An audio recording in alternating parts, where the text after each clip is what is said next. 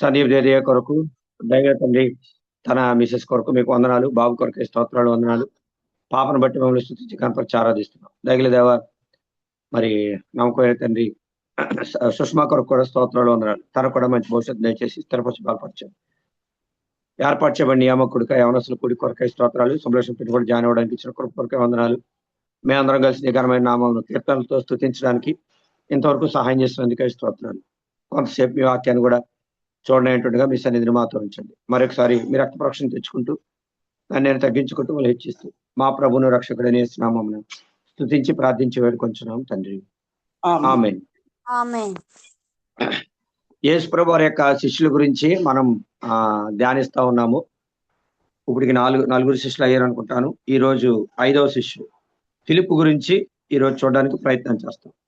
మత్తయి సువార్త 10వ అధ్యాయం 3వ వచనంలో యేసు ప్రభు తను ఏర్పరచుకున్న వారి శిష్యుల్లో ఫిలిప్పు కూడా ఒకడు. అందరిలాగే శిష్యుల్ని దేవుడు ఏర్పరచుకున్నట్టుగానే దేవుడు నిన్ను నన్ను కూడా ఏర్పరచుకున్నాడు. యోహాను సువార్త 15వ అధ్యాయం 16వ వచనం ప్రకారం ఆయన మీరు వెళ్ళి ఫలించుటకును మీ ఫలం నిలిచేటకును నేను మిమ్మల్ని ఏర్పరచుకుని నియమించితే అన్నాడు దేవుడు. అదే రీతిగా 2వ దినవృత్తాంతాలు 29:11 హిజ్కియా అన్నాడు, నా కుమారులారా తనకు పరిచయం చేయడానికి, తనకు ధూపం వేయడానికి, తన సన్నిధిలో నిలవడానికి యెహోవా మిమ్మల్ని ఏర్పరచుకున్న కనుక అశ్రద్ధ చేయకుడి అని. ఫిలిప్పును కోరుకున్నట్లుగానే దేవుడు ఈ లోకంలో ఎంతో మంది ఉంటే వాళ్ళందరి మధ్యలో నుంచి ఈ ఆన్లైన్లో జాయిన్ అయిన వారిని, మిమ్మల్ని, నన్ను అందరినీ కూడా ప్రభు ఏర్పరచుకున్నాడు, కోరుకున్నాడు. ఎప్పుడు అంటే జగత్ పునాది వేయబడక మునిపే ప్రేమ చేత క్రీస్తులో ఈ చూజనస్ అండ్ ఈ డిజైరత్నెస్, అది మనం ఎన్నికైన వారం కాదు. మళ్ళీ అనేకమైన బలహీనతలు, కొదువులు, కొరతలు అయినప్పటికీ కూడా దేవుడు కరుణించి కరుణా సంపన్నుడైండి తన కృపను మన పక్షంగా కనపరచడానికి ఇష్టపడుతున్నాడు. ఫిలిప్పులో ఉన్న కొన్ని లక్షణాలు మనం ఈ రాత్రికాల సమయం చూడగలిగితే, మొదటిది యోహాను సువార్త 1వ అధ్యాయము 43వ వచనం. యోహాను సువార్త 1వ అధ్యాయము 43వ వచనం. మరునాడు ఆయన గలిలయకు వెళ్ళగోరి ఫిలిప్పును కనుగొని నన్ను వెంబడించుమని అతనితో చెప్పాడు. 44వ వచనంలో ఫిలిప్పు బేత్సయిదా వాడు. ఫిలిప్ యొక్క ప్లేస్ ఏ ప్లేస్ కి చెందినవాడు? మనం అంటాం కదా, మీరు నేటివ్ ప్లేస్ అక్కడండి అంటే మన పెద్దాపురం అని, లేకపోతే కాకినాడ అని, లేకపోతే హైదరాబాద్ అని చెప్తాం కదా. అట్లానే ఫిలిప్ కూడా బేత్సయిదా అనే ప్రాంతానికి చెందినవాడు. అదే ప్రాంతానికి ఇక్కడ రాయబడింది ఆంద్రేయ, పేతురు, వాళ్ళిద్దరు కూడా అదే ప్రాంతానికి చెందినవారు. ఇక్కడ ఫిలిప్పు ఉన్న మొట్టమొదటి లక్షణం 1:43 యోహాను సువార్తలో యేసు ప్రభు వారు నన్ను వెంబడించమని చెప్పగానే ఫిలిప్పు మారు మాట మాట్లాడకుండా వెంబడిస్తున్నాడు. క్వశ్చన్స్ చేయలేదు.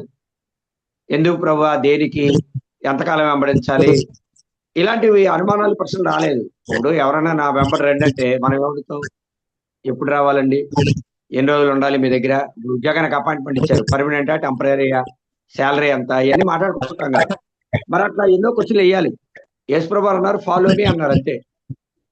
అనగానే నా వాయిస్ వినబడుతుందా బానే? అంత డిస్టర్బెన్స్ లాగా ఉంది. వినిపిస్తుందా? Okay okay. మధ్య మధ్యలో ఏ సౌండ్లు వస్తాయి అంటే ఎవరో అన్మ్యూట్ చేయలేదా? సరే పెట్టుకు. ఇది మొట్టమొదటిది. ఫిలిప్పులో గొప్ప లక్షణం ఏంటంటే యేసు ప్రభు వారిని వెంబడించాడు. మనకు తెలిసినట్టుగానే యోహాను సువార్త 10:27లో నా గొర్రెలు నా స్వరం విన్ను, నేను వాటిని ఎరుగుదును, అవి నన్ను వెంబడించును. గొర్రెలకు ఉండాల్సిన శ్రేష్టమైన లక్షణం ఏంటంటే ప్రభువుని వెంబడించుట, ఆయన అడుగు జాడల్లో నడుచుట. గొర్రెపిల్ల ఎక్కడికి పోను అక్కడికెల్లా వారు ఆయన వెంబడింతురు అని ప్రకటన గ్రంథం 14వ అధ్యాయంలో రాయబడింది. యేసు ప్రభు వారిని వెంబడించడం కంటే ఈ లోకంలో గొప్ప సంగతి ఏదీ లేదు. హనోకు 400 ఏండ్లు ప్రభువుని వెంబడిస్తూ వచ్చినాడు, లేక ప్రభువుతో పాటు నడుస్తూ వచ్చినాడు. అబ్రహాము దేవుని వెంబడించినాడు. లోతు అయితే సొదొమ గొమొర్రాలను ఏర్పరచుకుని వెనక్కి వెళ్ళిపోయాడు. కొంతమంది బైబిల్లో వెనక్కి వెళ్ళిపోయారు, కొంతమంది చివరి వరకు దేవుని వెంబడించినారు. లోతు భార్య వెనక్కి వెళ్ళిపోయింది, దేమా యెహోలోకాన్ని స్నేహించి వెనక్కి వెళ్ళిపోయినాడు. సౌలు దేవుని ఆజ్ఞని మీరి వెనక్కి వెళ్ళిపోయినాడు. ఇలాగా కొంతమంది వెళ్ళిపోయినారు. అయితే దావీదు అనగా, దానియేలు అనగా, యోసేపు అనగా, హనోక్ అనగా, అబ్రహాం అనగా వీళ్ళందరూ ఎదిరింపులు, కష్టాలు, ఇబ్బందులు, కఠినమైన పరిస్థితుల్లో కూడా గాఢాంధకారపు లోయలో నేను సంచరించాను. అటువంటి పరిస్థితిలో వెళ్తున్నప్పటికీ కూడా ప్రభువును మాత్రం విడిచిపెట్టలేదు. రూత్ అన్నట్లుగా మరణము తప్ప మరి ఏదైనా నేను నన్ను ప్రత్యేకించినాడలా అంది ఆవిడ. శద్రక్ మేషక్ అబేద్నెగోలే మనతేరు మనం కూడా కడవరకు ఒకవేళ ఆయన మమ్మల్ని రక్షింపకపోయినను మేము మాత్రము నీ యొక్క విగ్రహానికి మొక్కమో అన్నారు వాళ్ళు. మనం కూడా అట్లనే ప్రభువుని వెంబడింప బద్దులమై ఉంటున్నాం.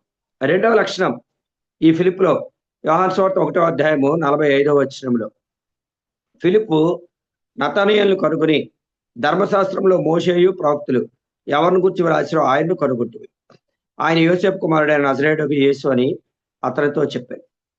ఈ ఫిలిప్పు ఏమని చెప్తున్నాడు నతనయేలుకి? The introduction of Jesus to Nathanael. ఎలా ఇంట్రడ్యూస్ చేస్తున్నాడు యేసు ప్రభు అంటే, మోషేయు ప్రవక్తలు ధర్మశాస్త్రంలో ఎవరిని గురించి వ్రాసిరో అంటే ఫిలిప్పు ధర్మశాస్త్రాన్ని ఎరిగినవాడు. మోషే ప్రవక్తలు ఎవరిని గురించి రాశారు అంటే లేఖనాలు ఎరిగినవాడు. అందుకనే ఆ నపుంసకుడికి లేఖనాలు అనుసరించి వాక్యం చెప్పాడంట ఫిలిప్. చూసారా, మనం లేఖనాలు అనుసరించి వాక్యం చెప్పడం చాలా కష్టం. అంటే ఏ సందర్భానికి తగినట్టుగా ఇప్పుడు పుట్టినరోజు మీటింగ్ ఉందనుకోండి, మరణాన్ని గురించి చెప్తే బాగోదుగా. అది అంటే ఆ సందర్భం అతను అక్కడ యెషయా 53వ అధ్యాయం చదువుతున్నాడు.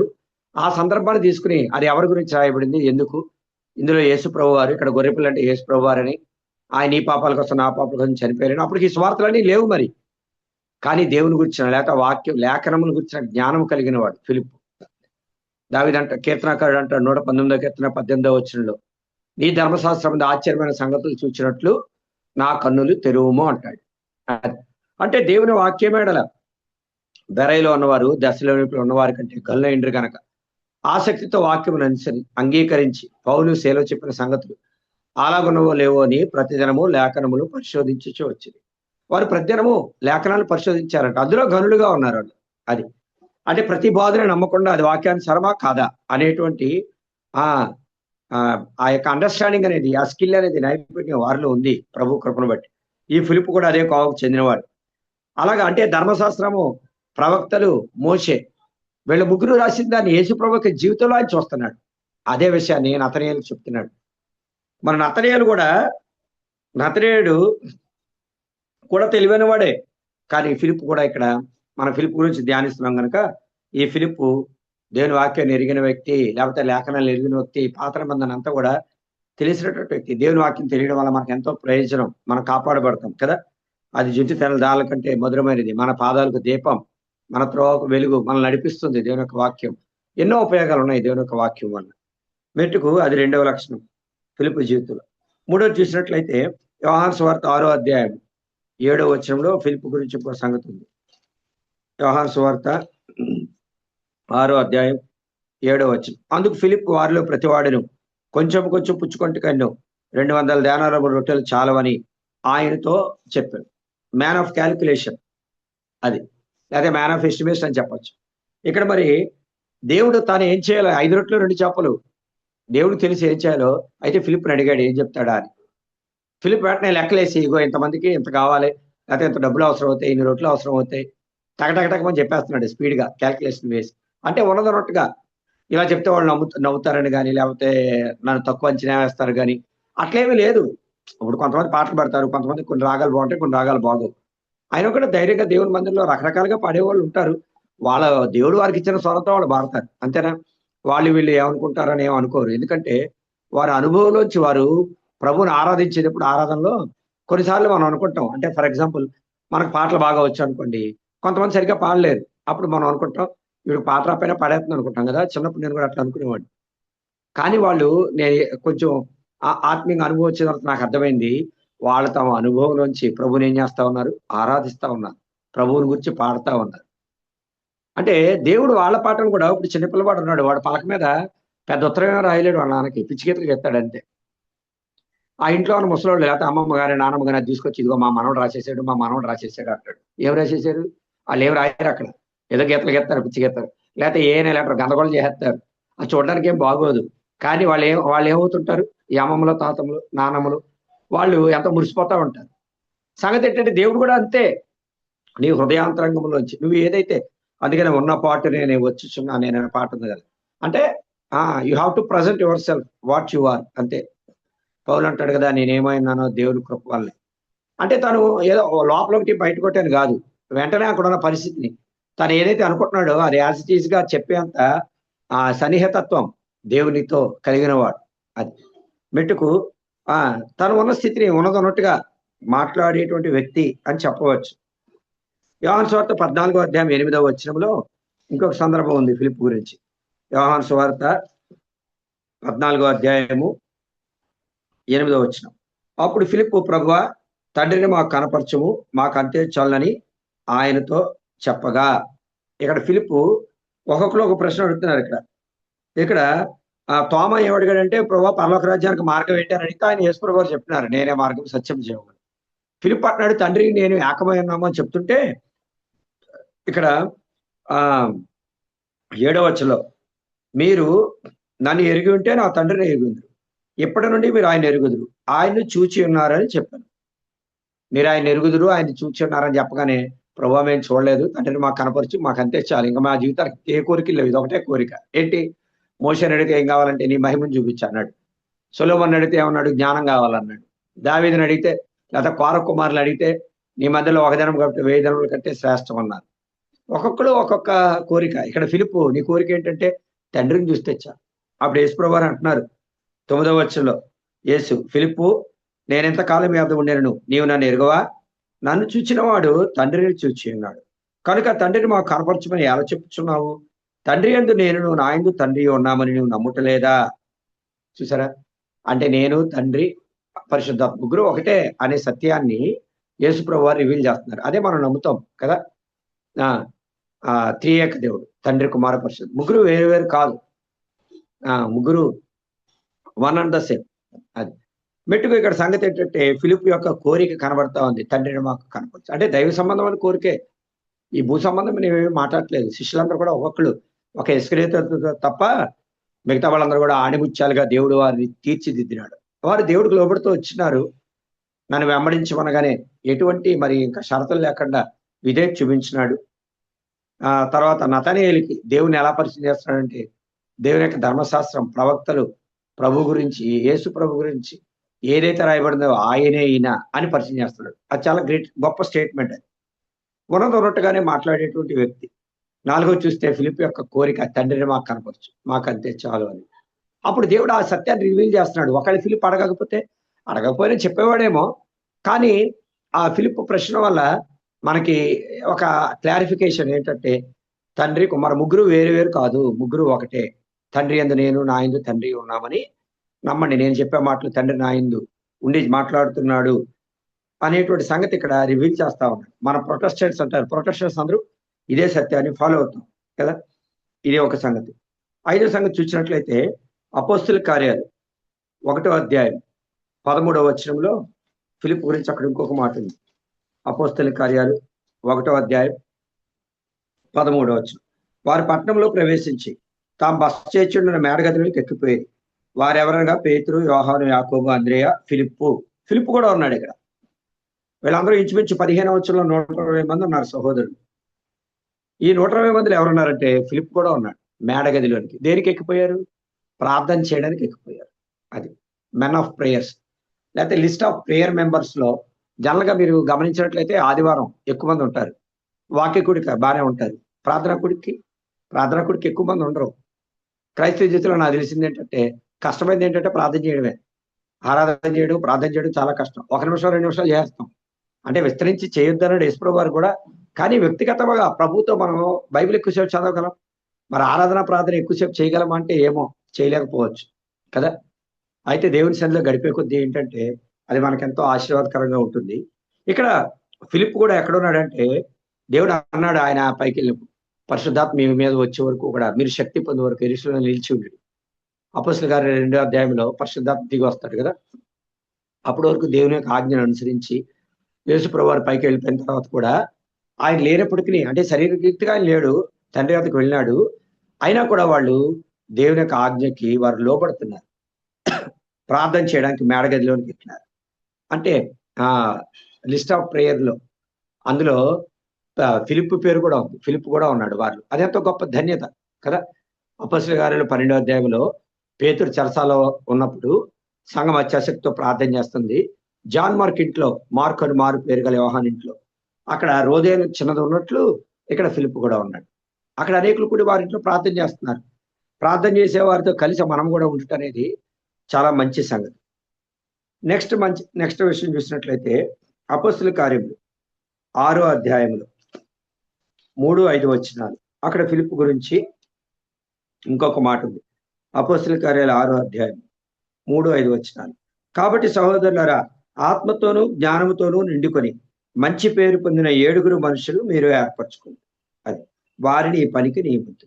దేంతో నిండుకోవాలంట? ఆత్మతో జ్ఞానంతో నిండుకోవాలి. 3వది మంచి పేరు పొందాలి. ఒకటి ఆత్మతో నింపబడాలి, 2వది జ్ఞానంతో నింపబడాలి, 3వది మంచి పేరు కలిగిన వారుగా ఉండాలి. ఎవరు వీళ్ళు? 5వ వచనంలో లిస్ట్ ఉంది. అందులో మొదటి వ్యక్తి పేరు స్టెఫను, 2వ వ్యక్తి పేరు ఫిలిప్. చూసారా?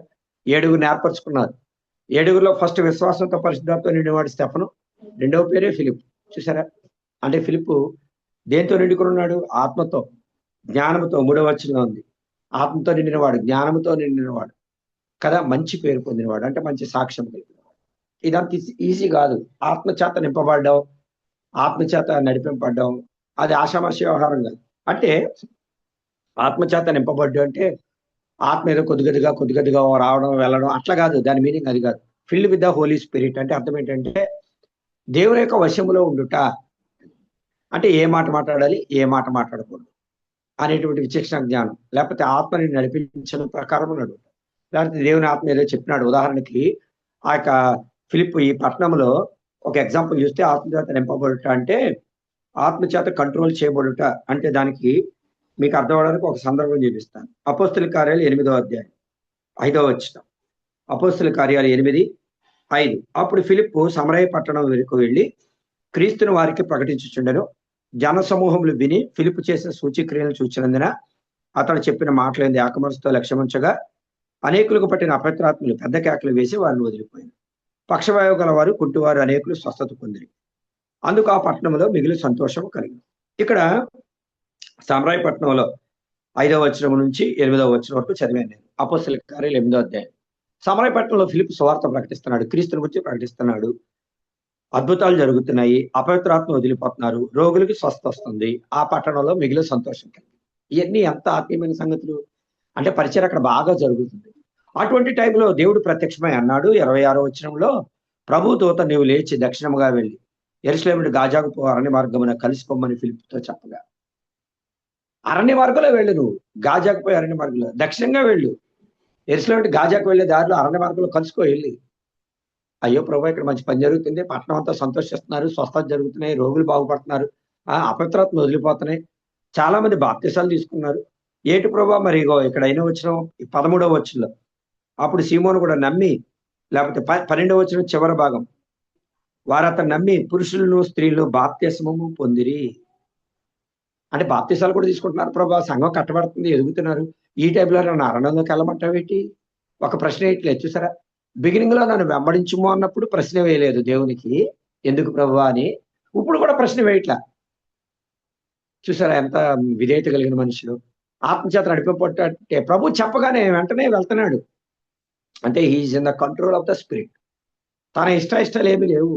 దావీదు అంటాడు 40వ కీర్తన 8వ వచనంలో, నా దేవా నీ చిత్తము నెరవేర్చుట నాకు సంతోషము, నీ ధర్మశాస్త్రము నా ఆంతర్యములో ఉన్నది. అది అంటే దేవుడు ఏం చెప్తుంటే అది వింటున్నాడు, ఆ ప్రకారం చేస్తున్నాడు. అంటే ఎవరు కంట్రోల్లో ఉన్నాడు? ప్రభు కంట్రోల్లో ఉన్నాడు. ఒకవేళ ఆ సంఘంలో ఉన్న పెద్దలు కానీ అక్కడ ఉన్న విశ్వాసులు కానీ, అయ్యా మాతో ఉండండి, ఇక్కడ బోల్డ్ పని జరుగుతుంది, ఇప్పుడు వెళ్ళిపోయి రేపు మా కృతజ్ఞత గుడి పెట్టాలి, లేకపోతే ఆ మీటింగ్ పెట్టాలి, ఈ మీటింగ్ పెట్టాలి, ఇక్కడ స్పెషల్ మీటింగ్ పెడదాం అనుకున్నామండి, మీరు లేకపోతే ఎలాగా, మీరు వెళ్ళిపోతే ఎలాగండి, అది కాక పోయిపోయి అరణ్యంలోకి వెళ్తారంటారు ఏంటి బాబు, తర్వాత ఎదురుకెళ్ళండి, దేవుడికి 2 రోజులు టైం అడగండి. ఇలాగ మరి ఎవరైనా చెప్పారో మనకు తెలియదు, కానీ వారి మాటలేమి లక్ష్య పెట్టలేదు ఫిలిప్. సౌలు అయితే అలా కాదు. మీరు ఒక పక్కన సౌలు, పాత నిబంధన సౌలు అనే రాజు ఉన్నాడు కదా దావీదుకు ముందు, ఆ సౌల్ని ఈ ఫిలిప్ని ఇద్దరే పక్క పక్కన పెట్టారనుకో, సౌలు ఎవరికి భయపడ్డాడు? సౌలు జనులకు జడిసి అనే మాట రాయబడింది. దేవునికి భయపడలేదు సౌలు. ఎవరికి భయపడ్డాడంటే జనులకు భయపడ్డాడు. అది అందుకనే రాజ్యం పోయింది. ప్రభువుని కనపరచలేదు. మనుషుల కంటే భయం. దేవుడు చెప్పాడు మొత్తాన్ని నాశనం చేయ అమలేకులంటే సౌలును జనులను కూడి ఆ మంచి వాటిని ఆ రాజుగారిని బతకనిచ్చారు. అది ఈ సలహా ఎవరిచ్చారు? జనులు ఇచ్చారు. అంటే నువ్వు ఎవరి మాట వినాలి? ప్రభు మాట వినాల్సిన దానికి బదులు ప్రజల మాట వింటాను. అది నష్టం మనకి. ఇక్కడ ఆత్మచేత నిండుకునే అనే దానికి ఈ వచనం చూపించారు. అంటే మనము దేవుని యొక్క ఆత్మ నడిపింపులో ఉండాలి. అది మనకి ఎంతో మేలు, ఎంతో క్షేమం. అది విశ్వాసముతోను పరిశుద్ధాత్మతోను నిండుకున్నవాడు, లేక జ్ఞానముతోను ఆత్మతోను నిండుకున్నవాడు. 6వ అధ్యాయము 3వ వచనం. ఆత్మతో నిండుకున్నాడు, జ్ఞానంతో నిండుకున్నాడు, మంచి పేరు పొందాడు. అది ఫిలిప్పులో ఉన్న శ్రేష్టమైన లక్షణం. తర్వాత 8వ అధ్యాయం మనం 5వ వచనం చదివాం కదా, అక్కడ ఫిలిప్ గురించి రాయబడ్డాయి. ఏం రాయబడింది? ఫిలిప్ అంట సువార్త ప్రకటించచ్చు. అపొస్తలుల కార్యాలు 8వ అధ్యాయం 5వ వచనంలో ఫిలిప్ ఎవరిని ప్రకటిస్తున్నాడు అంటే క్రీస్తును ప్రకటిస్తున్నాడు. మనకు కూడా అవకాశం దొరికినప్పుడు ఏదైనా ఒక మాట, లేదంటే ఒక పత్రిక, లేదంటే నీ సాక్ష్యం వారు ఇష్టపడి తీసుకున్నట్లయితే, లేకపోతే నీ బంధువుల కొరకు ప్రార్థన చేసినప్పుడు, దేవుడు నీకు తరుణించినప్పుడు ఒక మాట చెప్తే, మా మాట ఎందుకు వాళ్ళు ఏమనుకుంటారో వీళ్ళు ఏమనుకుంటారో మనకు అనవసరం. దేవునికి ఆత్మ ప్రేరేపణ ఇచ్చినప్పుడు, లేకపోతే ఆ సమయం ఇచ్చినప్పుడు అనవసరమైన మాటలు మాట్లాడేదానికంటే దేవుని గురించి 2 మాటలు పలికితే నీ ఆహారం నీళ్ళ మీద వేయము, చాలా దినముల తర్వాత అది కనబడినాను. అది ప్రభు కార్యం చేసేవాడిగా ఉంటాడు. సువార్త ప్రకటించడం అనేది క్రైస్తవులకు ఎంతో శ్రేష్టమైన సంగతి. అది యేసు ప్రభు వారు అన్నారు, నశించిందని వెదకి రక్షించడానికి నేను ఈ లోకానికి వచ్చాను. అది ఆయన వచ్చిన పర్పసే అది. మార్కు సువార్తలో ఒక మాట ఉంది. యేసు ప్రభు వారు ఎందుకు వచ్చాడో అక్కడ ఆ మాటలో చెప్తున్నాడు. మార్కు సువార్త 1వ అధ్యాయము 38వ వచనం. ఆయన ఇతర సమీప గ్రామములలోను నేను ప్రకటించినట్లు వెళ్ళుదము రండి, ఇందు నిమిత్తమే కదా నేను బయలుదేరి వచ్చిందని వారితో చెప్పాను. ఎందుకొరకు వచ్చాడంటే యేసు ప్రభు వారు సుఖం అనుభవించడానికి కాదు, ఇతర సమీప గ్రామాల్లో ప్రకటించినట్లు నేను వెళ్ళుదము రండి, ఇందు నిమిత్తమే కదా నేను బయలుదేరి వచ్చాను. ఎక్కడి నుంచి బయలుదేరి వచ్చాడు? పరలోకం నుండి భూమి మీదకి బయలుదేరి వచ్చాడు. ఎందుకొరకు? నశించిన వారిని రక్షించడానికి, లేకపోతే సువార్త ప్రకటించడానికి. అది ఫిలిప్ కూడా అదే పని చేస్తున్నాడు. ఆయన సువార్త ప్రకటించడం మాత్రమే కాదు, మనం కూడా ప్రకటిస్తాం, కానీ మనకు ఫలాలు ఉండవు. ఇతనికి ఫలాలు ఉన్నాయి. 12వ వచనంలో చూస్తే 8వ అధ్యాయము, అయితే ఫిలిప్ దేవుని రాజ్యమును గురించి యేసుక్రీస్తు నామమును గురించి సువార్త ప్రకటించుచుండగా వారంతా నమ్మి పురుషులు స్త్రీలు బాప్తిసం పొంది. అంటే రిజల్ట్ ఓరియంటెడ్ మినిస్ట్రీ. పని చేస్తున్నాడు, ఫలితం కనబడతా ఉంది. ఫలితం లేకపోతే కొంచెం నిరాశ నిస్పృహ వస్తాయి కదా. ఆయన ఇక్కడ ఫిలిప్ జీవితంలో అయితే అట్లా లేదు. అతను ఆత్మతో జ్ఞానంతో నిండుకున్నవాడు కదా, మంచి పేరు పొందినవాడు. సువార్త ప్రకటించినప్పుడు దేవుడు కూడా కార్యం చేస్తా ఉన్నాడు, ఫలితాలు కనబడుతున్నాయి. కొంతమంది రక్షింపబడుతున్నారు, బాప్తిసం పొందినారు. అది మంచి సంగతి. ఇంకొక సంగతి చూస్తే ఇక్కడ అపొస్తలుల కార్యములు 8వ అధ్యాయం 35వ వచనంలో, అందుకు ఫిలిప్ నోరు తెరిచి ఆ లేఖనమును అనుసరించి అతనికి యేసుని గురించి సువార్త ప్రకటించింది. అక్కడ నపుంసకుడు యెషయా గ్రంథం చదువుతూ ఉంటే ఆ లేఖనాన్ని అనుసరించి ఫిలిప్ ఏం చేసినాడు? సువార్త ప్రకటించాడు ఆ వ్యక్తికి. ఆ వ్యక్తి వెంటనే బాప్తిసం తీసుకున్నాడు. ఆ వ్యక్తికి సంతోషించి త్రోవ వెళ్ళాడంట. అంత గొప్ప సంగతి ఫిలిప్ జీవితంలో. ఫిలిప్ జీవితంలో మనం చూస్తే ఆత్మతో నిండుకున్నాడు, జ్ఞానంతో నిండుకున్నాడు, మంచి పేరు పొందాడు, సువార్త ప్రకటిస్తున్నాడు, నన్ను వెంబడించమనే వెంబడిస్తున్నాడు. అతని జీవితంలో స్టార్టింగ్ లో వెంబడించాడు, ఎండింగ్ లో కూడా అదే లైఫ్. అంటే అతనికి కాన్స్టెంట్. ఒక గ్రాఫ్ గీసారనుకోండి, అతని లైఫ్ కాన్స్టెంట్ గా ఉంది. మొదట ఎలాగ ఉన్నాడు, చివరి కూడా అలాగే ఉన్నాడు. అంటే విధేయతలో. చూసారా, మన స్టార్టింగ్ బాగానే ఉంటుంది, మరి ఎండింగ్ వచ్చేటప్పుడు మన గ్రాఫ్ స్టార్టింగ్ చాలా భక్తితో హైగా 190 మార్కులతో మొదలవుతుంది. చాలా అప్ అండ్ డౌన్స్ ఉంటాయి, పడిపోవడం, లేవడం, లేదంటే 90 నుంచి 70కి పడిపోయి, లేకపోతే 60కి పడిపోయి, లేకపోతే 30కి పడిపోయి, మళ్ళీ 60కి వచ్చి ఇట్లా. అంటే కాన్స్టెంట్ గా ఉండం కదా మన క్రైస్తవ జీవితంలో మనం ఆలోచించుకుంటే. ఫిలిప్ జీవితం అయితే అలా లేదు. స్టార్టింగ్ లో నన్ను వెంబడించుకునే యేసు ప్రభువారు అనగానే వెంటనే లోబడ్డాడు. చివరిలో కూడా ఆత్మ నువ్వు వెళ్ళి గాజాకు వెళ్ళి అరణ్య మార్గంలో కలుసుకొని చెప్పగానే ఎందుకు ప్రభు అని కానీ ఏంటి అని కానీ అబ్రహాం వల్ల క్వశ్చన్ వేయలేదు. అబ్రహాం కూడా ఇంప్లిసిట్ ఒబీడియన్స్. మనం వెంబడించమనగానే వెంటనే నువ్వు లేచి అనగానే లేచి వెంటనే వెంబడించాడు దేవుణ్ణి. ఆదికాండం 12వ అధ్యాయంలో. అందుకనే భూమి యొక్క సమస్త వంశంలో అబ్రహాం మీద ఆశీర్వదింపబడ్డాయి. ఫిలిప్ జీవితంలో కూడా అదే ఉంది, ఇంప్లిసిట్ ఒబీడియన్స్. అది చివరి వరకు కూడా హనోకు వెంబడించినట్లు ప్రభువుని వెంబడించేటువంటి జీవితం. నతనయేల్ని దేవుని గురించినట్టు లేఖనాలు ఎరిగినటువంటి వ్యక్తి. మనం కూడా బైబిల్ బాగా ఎరిగిన వారంగా, అంటే ప్రార్థన చేసుకుంటే దేవుడు బయలుపరుస్తాడు. ఆ అవసరానికి, ఆ సందర్భానికి అవసరమైన మాటలు అనుగ్రహిస్తాడు ఇతరుల క్షేమము కొరకు. తర్వాత ఫిలిప్ యొక్క కోరిక, తండ్రిని మాకు కనపరచు, అంతే చాలు. యేసు ప్రభువుని చూసాం, తండ్రిని కూడా చూస్తే బాగుంటుంది కదా. వెంటనే దేవుడు చెప్పినాడు, నేను తండ్రి ఏకమైన నమ్మడం లేదా అని. తండ్రి కుమార పరిశుద్ధాత్మ గురించి సత్యము దేవుడు వెలుగులోని తెచ్చినాడు ఫిలిప్ అడిగిన ప్రశ్న ద్వారా. తర్వాత మేడగదిలోని ఆ ప్రేయర్ గ్రూప్ లిస్ట్ లో ఫిలిప్ కూడా ఉన్నాడు. తర్వాత సువార్త ప్రకటించేవాడిగా మినిస్ట్రీ జరుగుతుంది. ఫలములతో కూడిన సేవ. అది చాలాసార్లు మనం చేస్తాం కానీ, లేకపోతే ప్రకటిస్తాం కానీ ఎక్కువ మంది మరి అది మన ప్రార్థనా లోపం కావచ్చు, లేకపోతే సువార్త సరిగ్గా చేయలేకపోవచ్చు, లేకపోతే ఏమో లోటుపాట్లు ఉండొచ్చు, లేకపోతే ప్రభుత్వం మరి ఏమో మనకు తెలియదు. కానీ కొన్ని చోట్ల బాగా ఫలం ఉంటాయి, కొన్ని చోట్ల ఫలం ఉండదు. మెట్టుకు ఎన్ని ఫలాలు ఉన్నాయి అనే దానికంటే ప్రభు మాటకు మనం లోబడ్డామా లేదా. ఉదాహరణకి ఒక్క మనిషి కోసమే అరణ్యంలోనికి ప్రయాణం చేసి వెళ్ళవలసి వచ్చింది ఫిలిప్. అంటే దేవుని దగ్గర మనం వెళ్ళినప్పుడు అదే అడుగుతాడు, నేను చెప్పింది నువ్వు చేసావా లేదా. రెండవది, ఎలా చేసావు అనేటువంటి ప్రశ్న. మెట్టుకు దేవునికి మనం ఎంతవరకు విధేయత చూపిస్తున్నాం అనేదే ప్రాముఖ్యమైన ప్రశ్న. ఈ రీతిగా దేవుడి కొద్ది మాటలు మన వెనుకల్లో దీవించను గాక. ఎవరున్నారు ప్రార్థన చేయడానికి? ఉన్నారా? నేను చేయను.